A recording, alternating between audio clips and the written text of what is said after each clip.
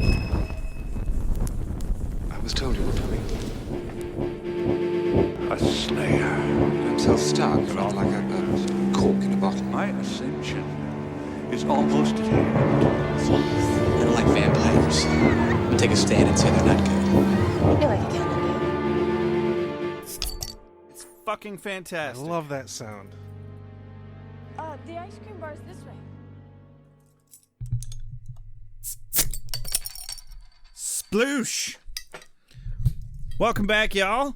I'm Josh, I'm Rex. and we're happy to bring you another episode of Beer with Buffy. How are you doing, Josh? I'm doing okay. I mean, it's gonna take some recovery. Jesus Christ. Oh man, this was a good one though. This was a good one. Before Before we actually start talking about the episode, I think we should plan to have a little bit of just banter back and forth, so that people might give a shit about what we have going on. blasphemy. I don't know. They might care a little bit. What the to hell know do how you we're have doing. going on that you think is so important that you're interrupting our podcast for this special message? I'm looking at an apartment. Our recording studio space will be moving. Oh my. We will no longer be recording in a basement in a few months. Which I find disappointing. A little bit. I think that was one of our main selling points. I don't know about a selling point there, but okay. Right. Yeah, also, I had a little moment before I came here, and it kind of irked me. So I feel like I need to, I feel like it's appropriate for me to get it off my chest in the episode. So I was talking to my friend Nate. I was on my way out the door, coming here to do this podcast, and he's like, good luck. And I was like, I think I just had a stroke. But I didn't say anything, and I was like, okay, fuck you, bye. But, you know, he's used to that. He's used to the verbal abuse. He likes it. So I left, and I drove around the block, and I was like, no, I have to go back. And I pulled back into the parking lot at the coffee shop that we hang out at, and I stomped in, and I was like, you never say good luck in show business. I need you to say break a leg and knock on wood right now. And the dumb bastard actually said break a leg and knock on wood. I was like, no, you don't fucking say knock on wood. You just asterisk knock on wood and actually knock on wood. And I demonstrated for him. And then he said, okay, break a leg, knock on wood.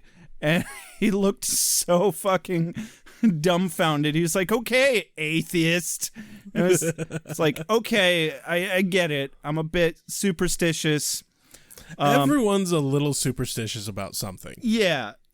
And I mean, you were in school for acting. I was a theater major, though. I'm not superstitious about a lot of things, but it's not really that I believe that anything will happen because he said good luck instead of break a leg. It's a traditional thing. It's a mind space thing. It's a playing games with your own mind kind of thing. It's a jinx thing.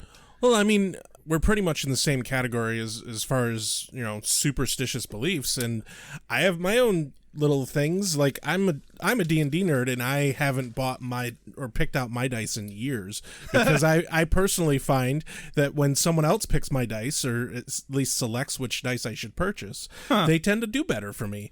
And I don't sit there and I don't pointlessly roll my dice because it feels like I'm wasting good rolls. So I mean, we're all a little superstitious in some way. You are wasting good rolls, Rex. I mean, you're the one that rolled them. So I'm not saying that saying good luck instead of break a leg does cause these things, but it does cause these things because I drove away and I was like, I think I'll stop at Speedway for a hot dog. And they were out of buns. I had to buy tornadoes instead. And then I pulled out of the parking lot there, and you know what? I hit a red light. First thing. Like, I was just driving along happily on my merry way. Though, if Nate had just said break a leg at the beginning, you wouldn't have turned around and gone back And maybe someone wouldn't have purchased that last bun, and maybe you wouldn't hit that stop light. That sign had clearly been there for days, but not days, but several hours anyway. Like, they had enough complaints that they were like, they had to have a sign. Management is officially apologizing for the lack of hot dog buns. Were they still selling hot dogs? Do they still have hot dogs? Yeah, there were still hot dogs. Who are they selling just hot dogs to without buns? Absolutely nobody, but at least they didn't just throw away good food. Maybe they're going to get more buns. Anyway, I'm just saying I'll be surprised if we don't have harpoons in our chest by the end of this episode, which we should probably get back to. Important question. Where are the harpoons going to come from? Probably from your haunted woods bobcat outside that tried to eat me on my way in. Or maybe it was a bullfrog. Is this for me? I must be ready. I need my strength. Give me more! Night, I shall walk in the earth. Hold on. You've got something in your eye. So this episode is number 5 of season 1, and I can't read my own handwriting. What's it called, Rex? It has the longest title that we've seen thus far, and it is Never Kill a Boy on the First Date. Never Kill a Boy on the First Date, which I feel like goes without saying, but apparently they needed to make an entire episode of a TV show about it, and I'm glad they did. First thing, I liked that this episode opened the way it did. Wait. Wait. We forgot something. It's that time, everybody. Josh, give us the mom synopsis. You want the mom synopsis? Holy shit, I thought you'd never ask. Joshua, you watching Buffy again? Are you paying rent yet? Did you find a job yet, Joshua? Did you even look? You little bastard. Watching TV and running up the goddamn electricity on my dime. Of all the far-fetchedness of your mom voice, I can't imagine your mom actually calling you a bastard. Luckily, neither can I, actually. I mean, for all her flaws, she doesn't swear at you. That's why it's called demonizing. Anyway, I need to go really far out of my way to make sure she never hears these. Yeah. It's gonna happen, though. So, Joshua! You're watching Buffy again! What's it about, Joshua? This episode, well, hormones, bad vampire makeup and choreography, and a little bit of main plot line with the Master actually happens. Buffy has a crush on a dude. Xander doesn't like it. And Giles has a few moments of wit and funniness. And Willow and Xander keep popping up in places that they really shouldn't physically be able to know where and when that they should have popped up there, but they did anyway. And anyway, so Buffy kills like maybe 2 vampires. It was really kind of a completely irrelevant episode, except for the final scene. Yeah, pretty much. Where we find out that they were not able to actually do anything about the continuation of the Master's evil plot. I will say this. This episode continues the great saga of Nice Guy Xander. Nice Guy Xander. Buffy, why am I even still your friend if you won't let me put my cock in you? There were multiple occasions in this episode where I'm like, why is she friends with him? Seriously. Okay, so it opens up nice cold open to Buffy kicking some vampire ass, and it's actually not too bad of a choreographed fight in this opening scene. You thought so? I liked it. I thought it was a bit sudden, and the guy looked kind of like an off-brand Jet Li. Oh, he was the just kind of most messed up looking vampire that we've seen thus far. He looked like he needed a bath. And the makeup is always so stiff. It looked like he had vampire Botox. Right? Yeah. It's like they're trying to be scary, but they can't move their faces at all. The prosthetics on the face, especially in this scene, with some of the interactions we have with some of the vampires in this episode as well, very much suffers from the whole Klingon thing of it. It's all headgear. Yes. But the opening, to me, I just started laughing my ass off because Buffy kills a vampire and all of a sudden out from behind the grave pops up Giles. There's Giles. And it cracked me up. Poor form, Buffy. Poor form. Yeah, and he's criticizing how she's going about her training, which at this point, my problem with Giles here is he's not training her, he's just criticizing her. Yeah. He's just being an ass. How many Gileses does it take to screw in a light bulb? 8. 1 to do it and 7 to stand back and say I could have done it better. And then we immediately cut to the master preaching. And the first thing I noticed is, damn, they upped the production value on that set. Did they? Oh, yeah. I did not notice. Well, the set's bigger. And it might just be the angle at which they were shooting it. They were shooting at wider angle. Okay, possibly. But I think they were able to fill out the sides of the set more. To be able to shoot wider angle. So the master's talking about he's reading a passage from a book that's like a prophecy. And so the next step of the harvest is the anointed one shall rise from the ashes of 5 dead ones. And I thought he meant 5 of his own vampire clan were going to have to die, and they were going to willingly sacrifice themselves. But we find out later that's not the case. It was just 5 people, and one of them, they don't cumulatively come together to be the anointed. It's just one of the 5 is randomly chosen. I want to state for the record, the vampire that wrote this prophecy is dumb.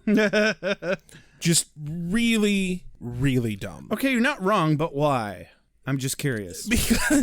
Because there's 5 people will die and one of them will be the anointed. That's basically the prophecy. But the way it's written, it's there will be some epic level thing that happens that brings about the anointed. It's just 5 people fucking die. That's it. It's just 5 people die. Hey, got your steak.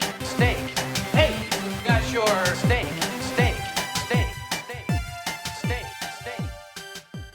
So they've established that the anointed will rise from the ashes of 5 dead ones, and they kind of leave it at that. After that, we cut back to Buffy and Giles in the library. Opening credits, and then it goes to Buffy in the library. So they're looking into this ring that Giles and Buffy found off of the vampire she killed in the opening scene. And they find out that it's got the sun and 3 stars symbol on the inside of it, which is apparently... Hold on. You're missing a very important part here. Giles is so off his game. Oh, right? Not only is he's looking through a book, and he's like, I have no idea what this is. And Buffy just pulls it out of thin air. So first off, she had to have read the book that he's looking at, which is impressive to me. Yeah. And then she rubs it right in his face. And it's ouch. And Giles still has the gall through this scene. He still has the gall to make fun of her reading books. Yeah, he does. Dude, she just and she even says 2 points Buffy, 0 Giles. And we get this glorious moment where another student enters the library. Yeah, and it's so amazing that it's even written into the script that Giles and Buffy are surprised. The librarian is literally says, and I wrote this down. Yeah. Very just point blank and kind of what do you want? What are you doing here? This is my library. And he goes, a book? And Buffy's yeah, students come here and they take books so that they learn things. Oh, I thought that was a myth. So I love too many people called them out on that is what happened. Yeah, I think so. I think so. So the boy that's introduced here is Owen. Yeah. And he is a big surprise, tall and brooding fellow. Very brooding. Very much Buffy's type. Well, also very much the type that goes around this school, just way too mature for his age. Oh, yeah. This is another 20-year-old high school student. Which I'm really happy that they dispel that illusion of him by the end of the episode. It's actually, he's one of the more childish characters we've met. Owen, immediately after that, we get some banter between Buffy and Giles after Owen leaves, because damn is Buffy Twitter pated over Owen. Like hardcore. Yeah. So much so that she's like, oh, he loves Emily Dickinson's. Oh. yeah. So she's like, I want to read poetry now. That's when Giles gets his jab in. And then immediately cut to lunch where Buffy and Willow are talking about Owen, and we get my first real like quote of the episode, which is Willow is talking about Owen to Buffy, and she says, he can brood for like 40 minutes straight. I've clocked him. I've clocked him. Yeah. Oh, that was a good one. I think I've got one around about the same spot. Oh, yeah. It was for Giles just before the end of Owen in the library scene. Giles says, oh, yes, Dickinson. She's a pretty good poet. And Buffy's like, for a girl, for an American. I loved that. Yeah. I did love that. Just carrying along our strong feminine protagonists theme here. And so this and making lunchroom fun of scene, Americans, I'm fine with that. This lunchroom scene is fantastic because it's just a whole fucking scene of just a bunch of great dialogue between all these characters. Yeah. This scene is like the key scene, in my opinion, of the entire episode that showcases the just great dialogue writing. Yeah. The whole episode was so dense. Very much so. With just things that I'm just like, man, I wish I could have one conversation like that in my life. Yeah. And I think part of that is just, this is how witty we all wish we were. Yeah. And or maybe this show is why we all feel inadequate. That's possible. I mean, in our everyday on the realm of reasons why we as millennials feel inadequate. I can accept Buffy on that list. Yeah, we had too much to live up to. So Buffy sees Owen sitting alone. So Buffy goes to sit by Owen. Yep. In walks Cordelia. She basically bulldozes Buffy over to sit next to Owen, but Buffy gets an amazing dig. She's like, turns out Cordelia's wider than I thought. I had to rewatch that line like 8 times to figure out what she said, and I was like, oh, that's actually really clever. And Owen, to his credit, isn't remotely looking at Cordelia. Yeah. Like, and Cordelia invites him out to the Bronze. And he's like, who's going to be there? And she's like, we'll be there. And he goes, anybody else? Who else? Yeah, who else is going to be there? Really knocking her down a peg. Oh, yeah. Which the girl deserves needs. it. Oh, she deserves it. So full of herself. This whole episode, as far like the Cordy-centric portions of this episode, is just her getting fucking knocked down peg after peg. Yeah, perfect comeuppance, which, I mean, it's really too bad because it's so hard to find youth with high self-esteem. But when you do, definitely, it's way too high. It's like, okay, that's too much. Can we get some happy medium? Apparently not. So Buffy finds out she has a date. She's going to go to the Bronze. But very next scene, back to the library exposition, Giles says, no, you can't go to the Bronze. Bad shit is happening. Yeah, the Anointed One thing is happening tonight.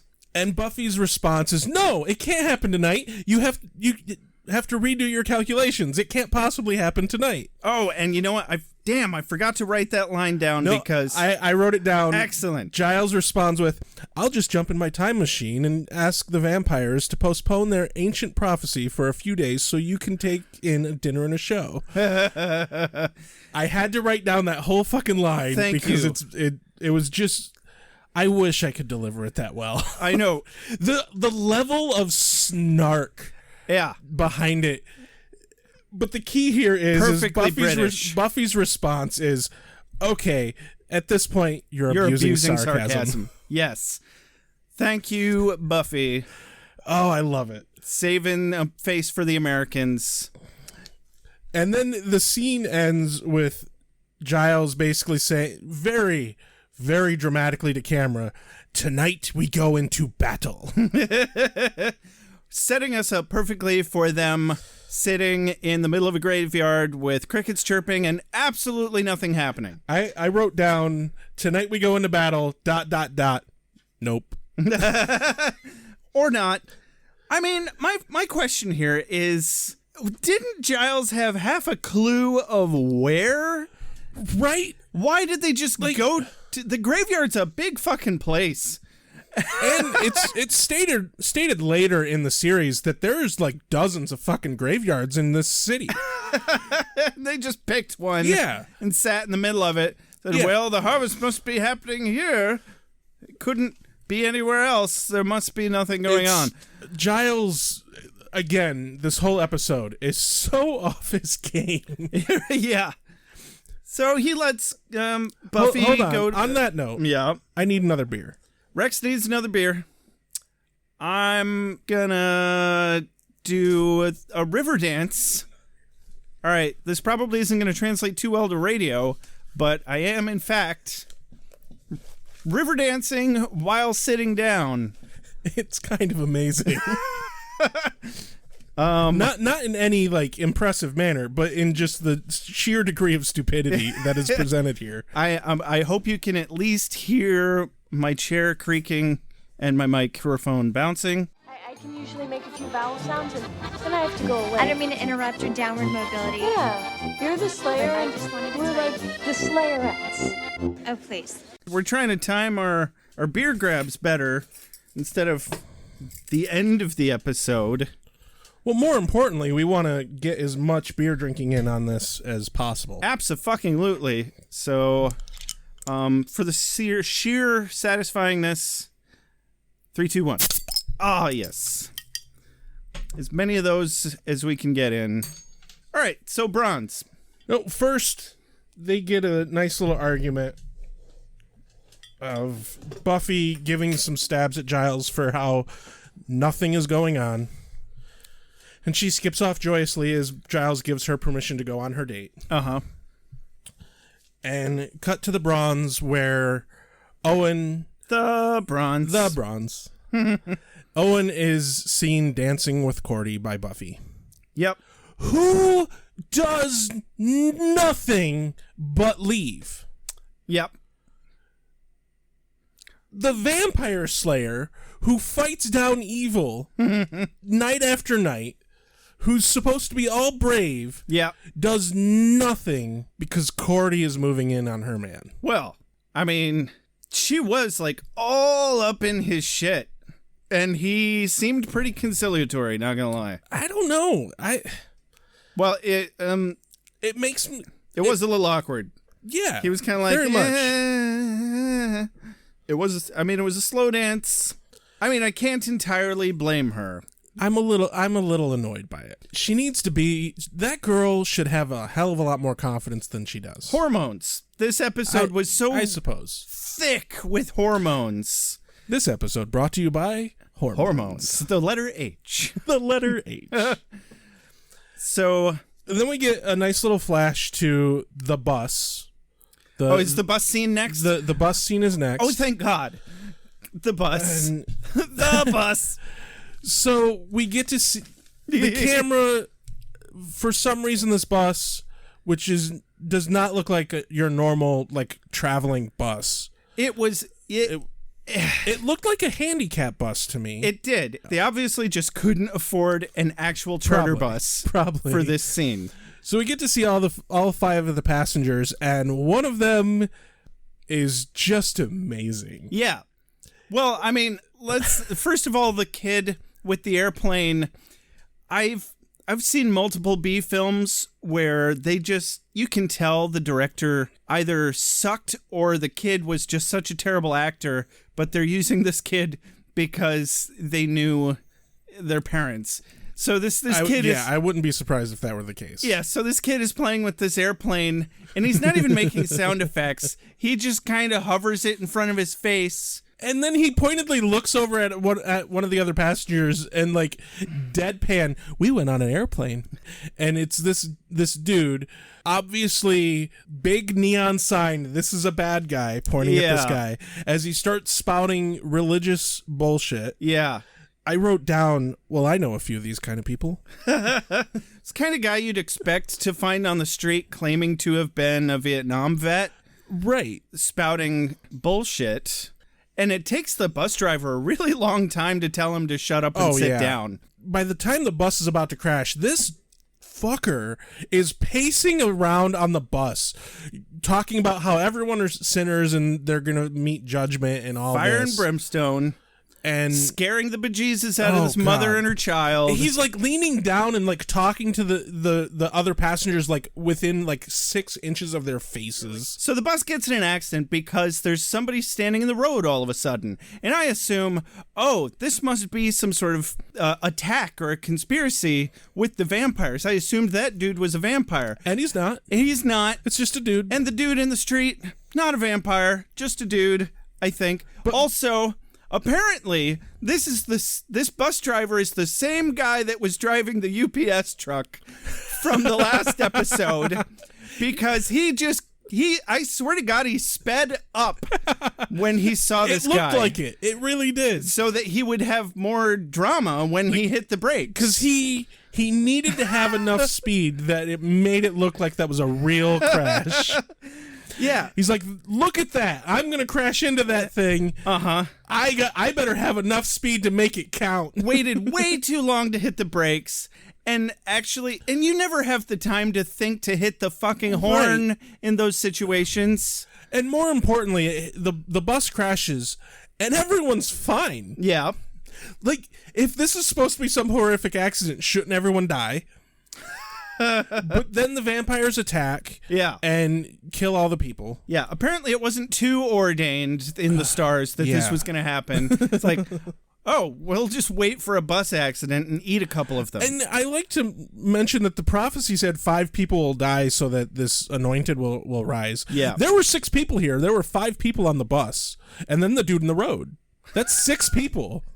Those vampire prophets are dumb. I'm telling you, they're dumb. Okay, man, that took a really long time to make that point, but damn, you drove it home. Proud of you. There's a reason why you're here. The reason what's now. There's a reason why you're here. The reason what's now. So then we cut to nice guy Xander. Nice guy Xander. Because Xander and Buffy are talking about Buffy seeing Owen dancing with Cordelia. Is this the hallway locker room? This is the hallway locker room. Or not locker room, but by the lockers. By the lockers, yep. Yeah. And there is some good, like, dialogue from Xander. I like how he's like, yeah, it's Owen. He definitely has a certain Owenosity. And it struck me as clever, and it's like, if only you weren't such a douche. Yeah, he actually had kind of a redeeming moment, because the scene starts with him saying, "So you just left?" Yeah, which is actually very supportive. Yeah. He's like, "Well, why didn't you go for it? You clearly like the man." And you think, is this the the true Xander that we should see? No. Don't get your fucking hopes up, No. Rex. Jesus Christ. Drink another beer. Oh, man. And then there's this great bit. So Owen comes up, and Owen's like, hey, Buffy, I didn't see you there. And Buffy is... So her excuse ends up coming out as, oh, my watch broke, and I didn't happen to have any clocks in my house, so I forgot what time of day it was and what day of the week. So yeah, and Owen's like, here, you can borrow my watch. Takes so you know what time really it is. in stride. He does. This dude is smooth. Yeah, like damn smooth, and hands her this gold pocket watch. Yeah, really nice looking watch. Probably gold plated, but still pretty nice. It's a little bit nicer watch than a fucking high school student should have. We immediately get to compare to. That point is immediately paid off by Xander looking at his watch, which is a ducky watch. His Tweety Bird watch. Oh, was it Tweety Bird? It was Tweety Bird. I didn't get as close of a look. Oh, and like, I love that Xander wears a Tweety Bird watch. Yeah. And then Owen makes the joke. Well, she's like, so is it just going to be you and me going? Because he invites her to the Bronze again. Yes. He's like, well, I mean, I'd invite the chess club, but they they drink, they start fights. And in favor of Xander's personality, he has this look on his face like, oh, that's so funny. He's so clever. And then it cuts to the master.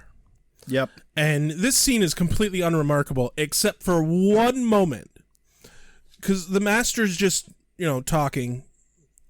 But there's this great moment where he walks up to one of his minions and, strikes at him very fast. And goes, bug. Yeah. Yeah, that was my favorite part, too, because it looks like he's about to stab him in the eye with his fingernail again. Exactly. But he doesn't. And he just picks a bug off of his shoulder. But every time he jokes, it's got that ominous, oh, fuck, somebody's about to die feeling. Oh, yeah.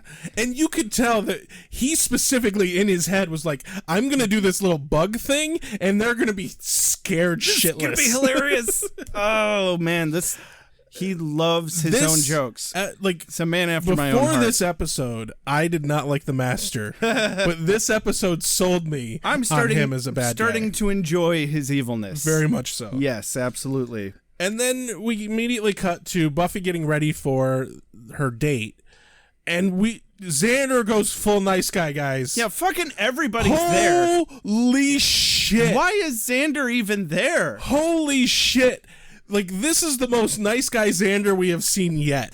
Well, and I saw this really forced look on Willow's face when Xander finally walks away from the girls trying to pick out an outfit, trying to portray, I didn't see Willow. I saw Allison Hannigan attempting to portray, oh, he's so cute, when you could tell what she actually thinks of his character at this moment is, what a fucking prick. Yeah, definitely.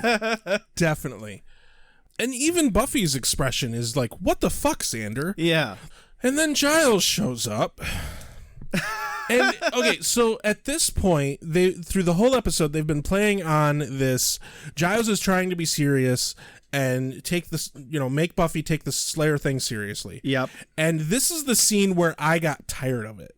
Okay. This is the moment where I'm like, Giles, she's going on a fucking date. She's a 16-year-old girl. Just calm your tits. Where the hell is Buffy's mom? No idea at this point. What is going on? No idea at this point. And Buffy's house, right? And then, of course, Owen shows up. Mm-hmm. But Owen shows up before Buffy and Giles are done talking. Terrible timing. Or perfect timing? No, this whole bit annoys me. Because it annoys me because Willow and Xander pull Owen aside so that Buffy and Giles can finish their conversation about slaying vampires. Uh-huh. And Willow did not slap Xander for this, and she should have fucking slapped Xander for this. I don't even know what you're about to say, but yes. Because Xander's talking to Owen, and he's like, she doesn't like dancing, and she doesn't like kissing, and she doesn't want to be touched. In fact, you should just not look at her at all. Yeah. She doesn't like being looked at. Don't look at her. Oh, Xander was bad in the Mantis episode, but nowhere near as bad as this Xander in this episode. Yeah. You mean besides me? No, I didn't ask. You mean besides me? Do you believe? I didn't ask. We have to achieve our dreams, otherwise we wither and die. We're going to the other cool place in Sunnydale. So Buffy decides, no, she's going on this fucking date. Yeah. And Giles says, okay, well, I'll go look at the funeral home to look for the anointed. Yes. So they find out that the bodies have all been taken to the Sunnydale funeral home, which, I'm sorry, so apparently if I get in an accident on a bus ride, my body will get taken to a funeral home in that local city, right, not to the hospital's morgue, not to be returned to my home city. Yeah, and it's definitely shown that these are like traveling people, like they aren't from Sunnydale. Yeah. What the hell? It's like, good to know. Thanks, guys. So, because it cuts back and forth between the funeral home and the bronze. Yeah. So I want to cover just the bronze first. Sure. The whole date at the bronze. it goes to Buffy and Owen sitting in the corner. Mm-hmm. And their conversation is pretty good. And Owen is talking about his problems with women in general, apparently, which this is what he fucking should talk about on a date. Because he's like, oh, so many girls are just all about dating. And I guess he's trying to play, like, it's trying to be played off like he's saying how Buffy is different and better. But he's basically describing Buffy in this bit, and it kind of annoyed me. Describing Buffy how? Just being all about dating and all about the social climbing and that sort of thing. Okay. And yeah, I mean, okay. But still, I thought that made it feel like he was, not falling into the nice guy Xander syndrome, at least. No, he is unquestionably better than Xander. Yeah, and, he actually wanted to, I felt like he just wanted to talk to somebody about the books that he likes. Yeah, definitely. So anyway, she's talking to Owen at the Bronze about Emily Dickinson, and he mentions how he loves that Emily Dickinson is so morbid. There's so much loss and death, right. And I'm like, whoa, this escalated quickly. And then she checks her... Because she looks at her pager, and Owen's like, did I do something wrong? Yeah. And kudos to Sarah Michelle Gellar for this bit, because you can tell right at this moment that Buffy as a character is like, you know what? Fuck this. I'm going to enjoy this damn date. Yeah. And from this moment on, all of her flusteredness over dealing with Owen is fucking vanished. Mm-hmm. And it definitely is the moment where she's like, no, I want to enjoy this date. I need to enjoy this date. Okay. And so she grabs him and takes him up to go to start dancing. In walks Cordy. Okay, I just want to say real quick that I think that's funny that you're glad that she suddenly is like, oh, fuck that, I'm going to have fun. Because my impression was, wow, she's doing a really good job of multitasking right now. I'm glad that she actually cares at least a little bit about the real issue going on in the real world, as well as her personal, social, and sexual life. I don't really read it that way. I really see it more as she's like struggling with that, and then she's like, no, I need to have fun here. Well, she clearly cares about both, as is definitely a recurring theme throughout the episode. Anyway, so recurring theme for seasons, I think. Yeah, definitely. But in comes fucking Cordy. She walks in and she's immediately disgusted. Excuse me, I see that you're alone while he's dancing with Buffy. It's like, wow, you sure know how to win him over. But Buffy just handles this fucking beautifully. Very well. Because she's like, oh, and I see you're here alone. And he's like, oh, I'm here with Buffy. Mm-hmm. And Corey goes, oh, well, would you like to dance? And he says, no, I'm still here with Buffy. Still with Buffy. And then Buffy's response is, Cordelia, Owen and I would like to be alone right now. And for that to happen, you would have to go somewhere that's away. Yes. And Cordy is completely left speechless from this. Completely speechless. Did anybody else notice that her hair was crimped? Very... And I was like, wait. I was going to try and not say anything about that.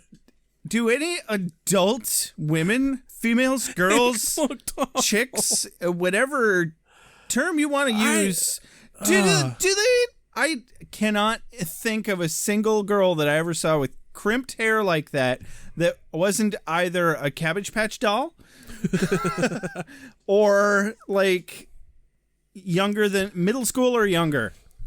Like, I could imagine that look working for someone, but it does not work for Cordelia. No, it was weird. It was so weird. It looked like something a 13-year-old would do. And then it does cut back to the funeral home here, but I want to close out the bronze. Because at this point is when Angel comes in. Because Cordelia is sitting in the corner just bitching to her friend about Owen and Buffy. Yeah, it was a pretty solid bitch fest. Wow. Cordelia really needs to get a fucking life. Jesus Christ. Yeah. She is so stuck on this Buffy thing. Just sitting there spitting nails about, how does Buffy get all the dudes? And then Angel comes in. And I have to make note of this. She doesn't see Angel's face, by the way, before she's like, ooh, look at him. I'm going to hit that. She just sees him from behind. Yeah, and then he immediately beelines towards Buffy, and she's like, you got to be kidding me. I don't remember what her actual quote was. I don't either. But it's something along those lines. Oh, speaking of beelines, cutting back real quick to Owen's conversation with Buffy. Did he say something about bees? Wasn't there something about bees? Oh, yeah, because Emily Dickinson, most of her poems are about death and sadness and bees. Actual bees? Yes. Like honeybees? Yeah, she loved bees, apparently. Really? Yeah. Okay. That's about all I know about Emily Dickinson. I guess I needed to know more about Emily Dickinson to understand that scene. Owen will explain it. I was like, I must have heard something wrong. Apparently not. Hey, got your steak. Hey, got your steak.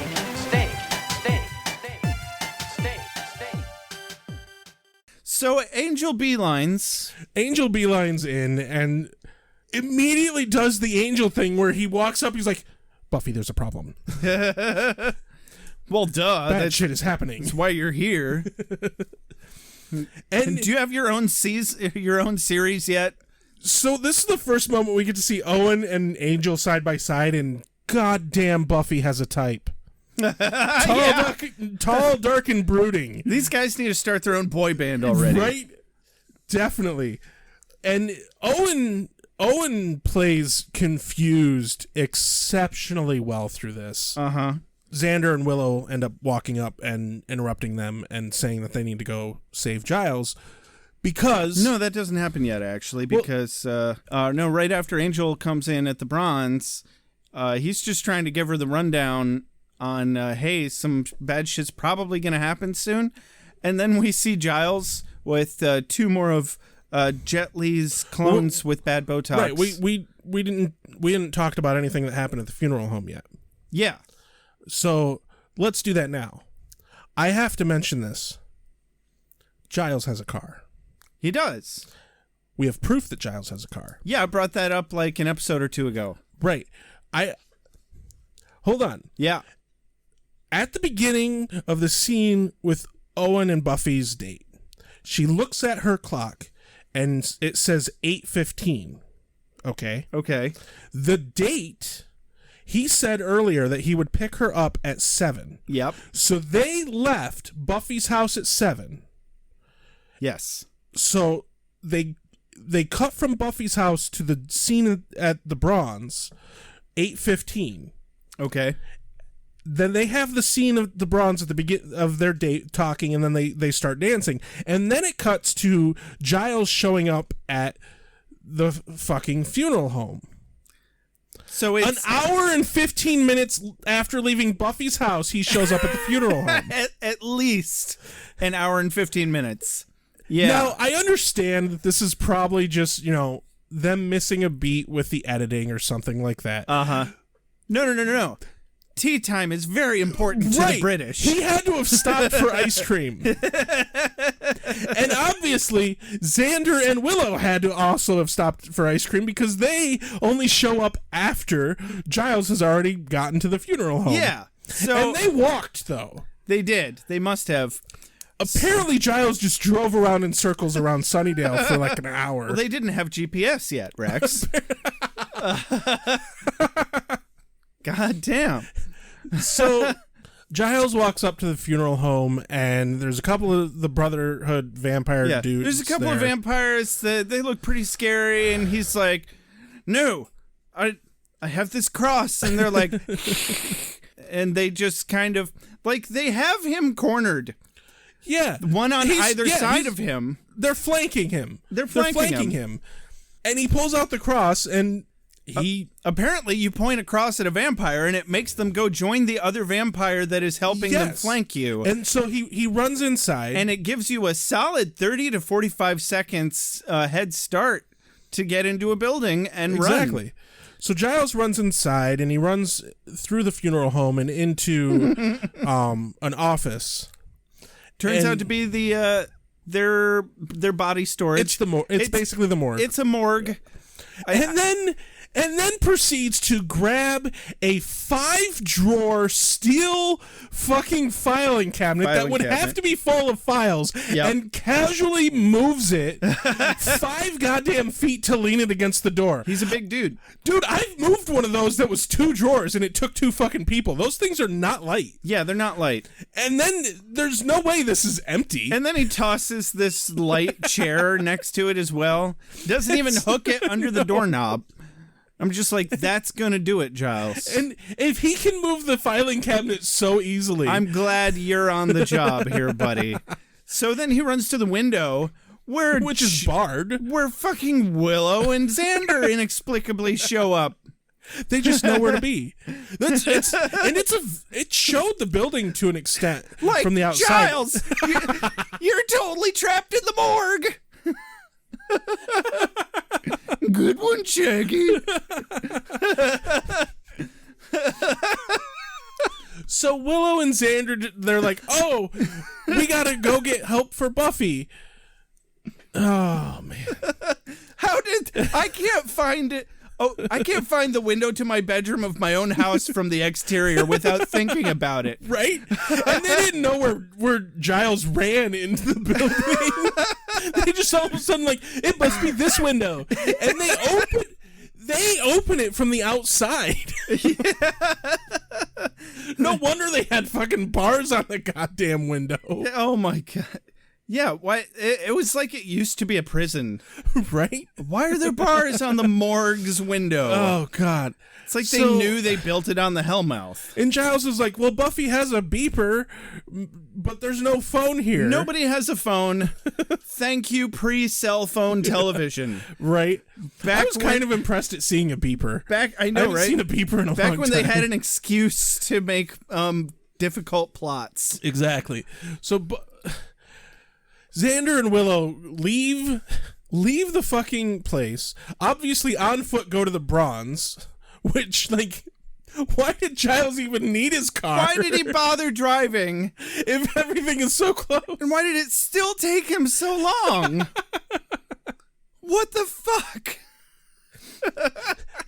And so Buffy, Xander, and Willow leave the Bronze, and after this beautifully awkward scene. Oh, yeah. Where Buffy is dancing with Owen, and then Angel shows up, and that's awkward. It's like, who's this guy? And Xander and Willow show up. Oh, we work together. And they're like, oh, we wanted a double date. Oh, God. I didn't know you were together, Willow and Xander. Why are they friends with him? Why are they friends with him? I mean, he's still a relatively good person. But obviously, Willow is friends with him because Willow wants in his pants. Well, they've been friends for a long time, and they established a while back that they technically dated when they were little kids. Right. But, still, it's not the same as after the hormones kick in.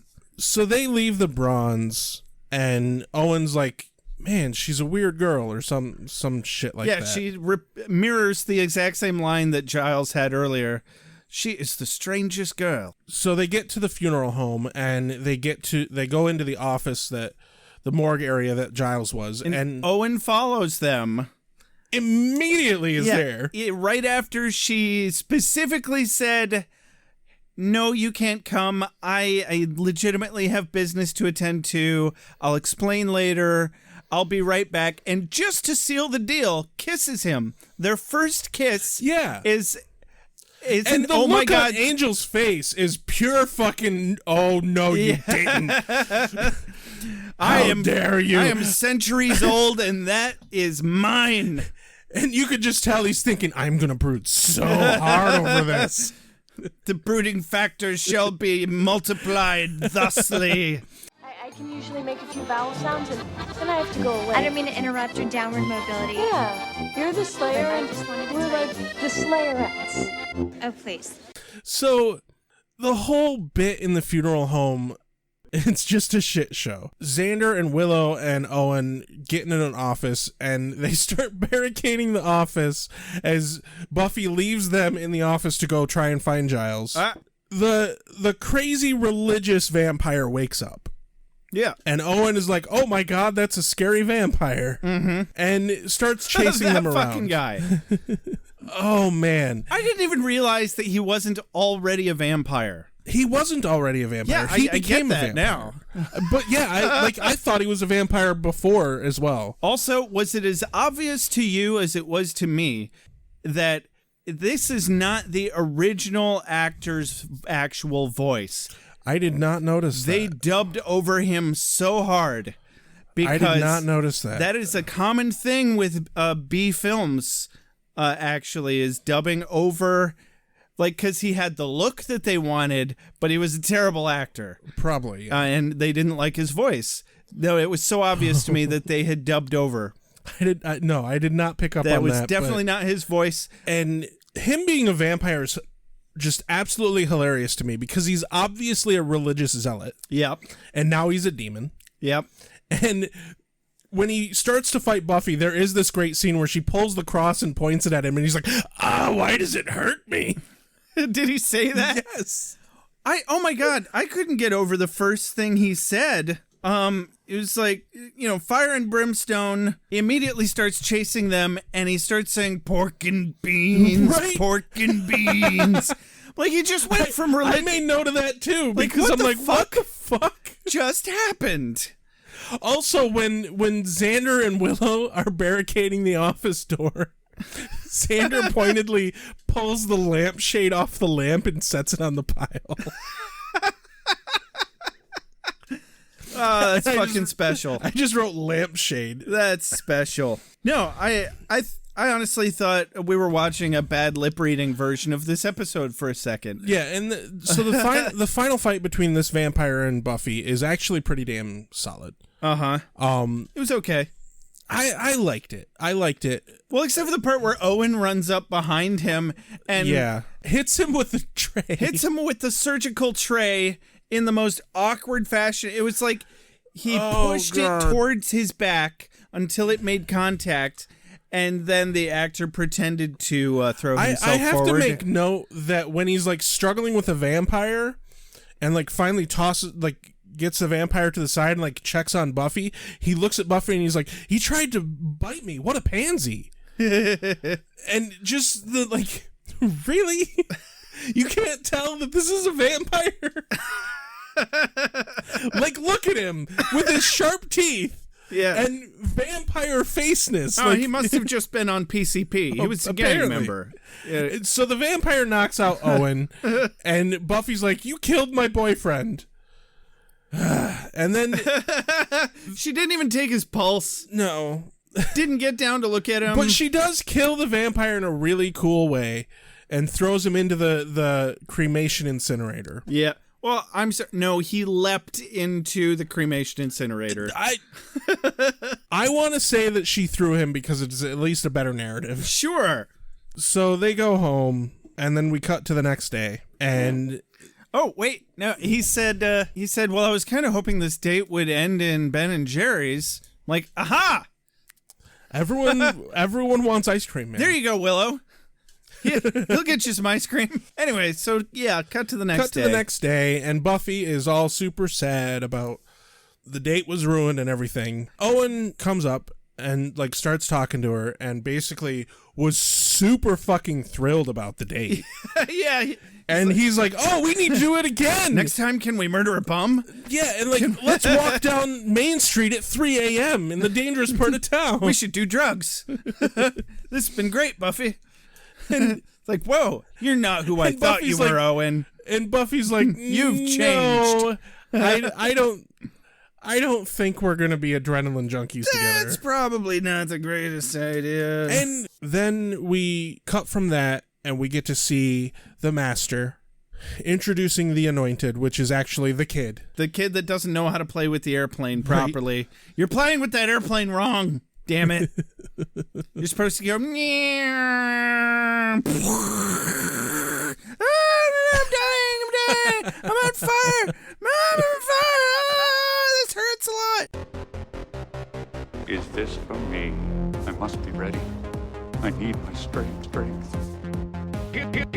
Night I shall walk the earth. Hold on. You've got something in your eye.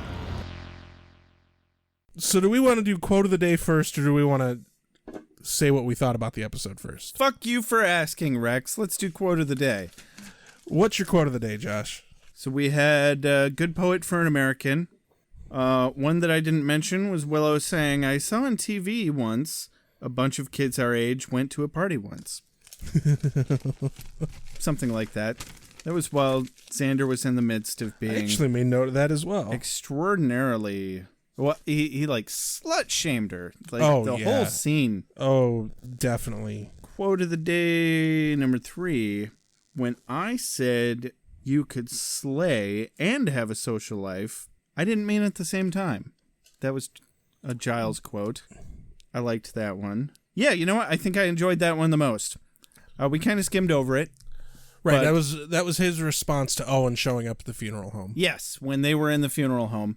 Because I thought it was just fun and quirky because like it's funny because we know that like that's it was very sitcom-y. I'll have to say that in the middle of a pretty serious scene. Yeah, very much so. There's a lot of those moments in this episode. Yeah. I'll have to say that my favorite quote of the day is actually another one that was not mentioned. It was in the very first scene with Owen and Buffy. Mm-hmm. When Buffy is just hardcore gushing over Owen. Yeah. Owen walks up, and this is after the I'm looking for a book bit. Right. And he says to Buffy, he's talking about Emily Dickinson.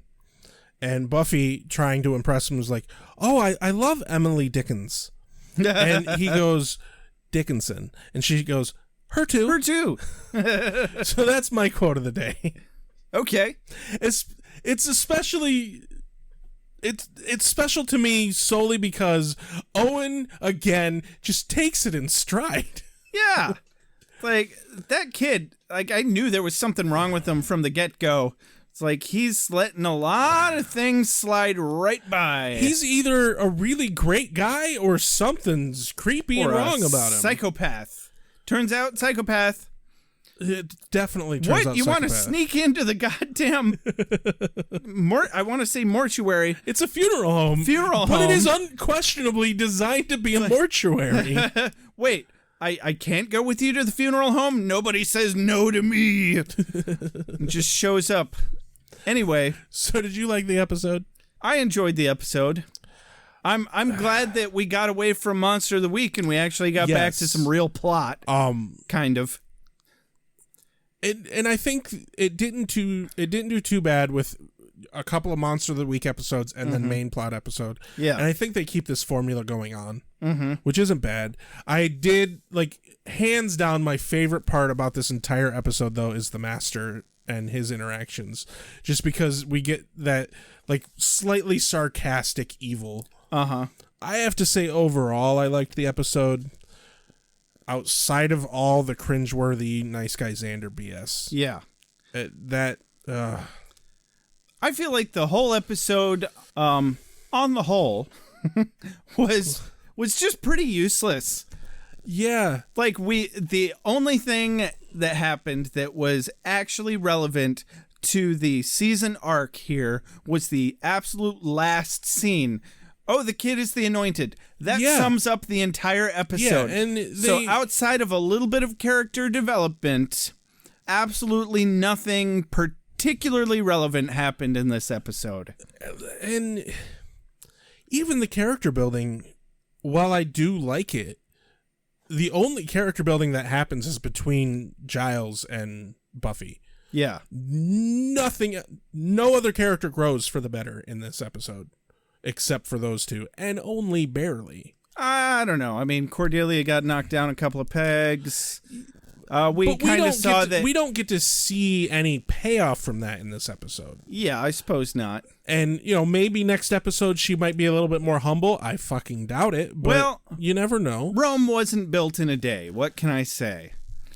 So I suppose. In that regard, all I know is I am so fucking done with Xander's crush on Buffy. Yeah, seriously. They If it is not resolved this episode, if this isn't the last episode for it, I'm going to bitch about it constantly. I mean, we've both been bitching about it constantly anyway. I suppose. I'm going to continue to bitch about it constantly. Why don't we just take it for granted the way the writers intended? I can't. Anyway. I can't. I suppose part of my problem is that I remember Xander as this very heartful sort of character. Me too. And seeing him like this is just painful. It's growing pains. And no, not the actual show Growing Pains, but I'm glad we're not doing a Growing Pains podcast. That would be very painful. That would be, yes. That would Pun be. intended. So this has been Beer with Buffy. Another episode thereof. That is correct. I'm Rex Hansen?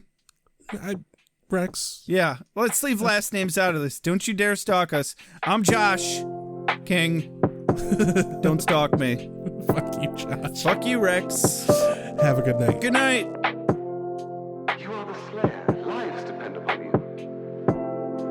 I make allowances for your years, but I expect a certain amount of responsibility, and instead of which you enslave yourself to this cult. You don't like the color?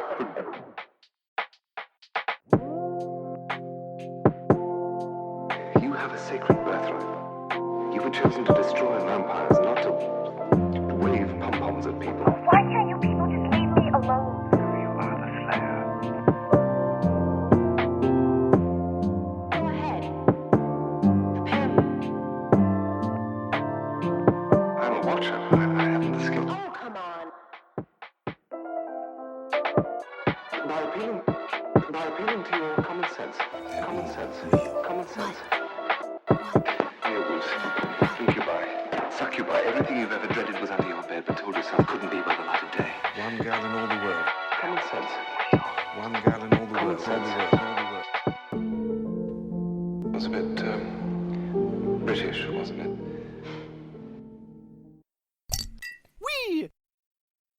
Wait, what have we done? Why are we watching this?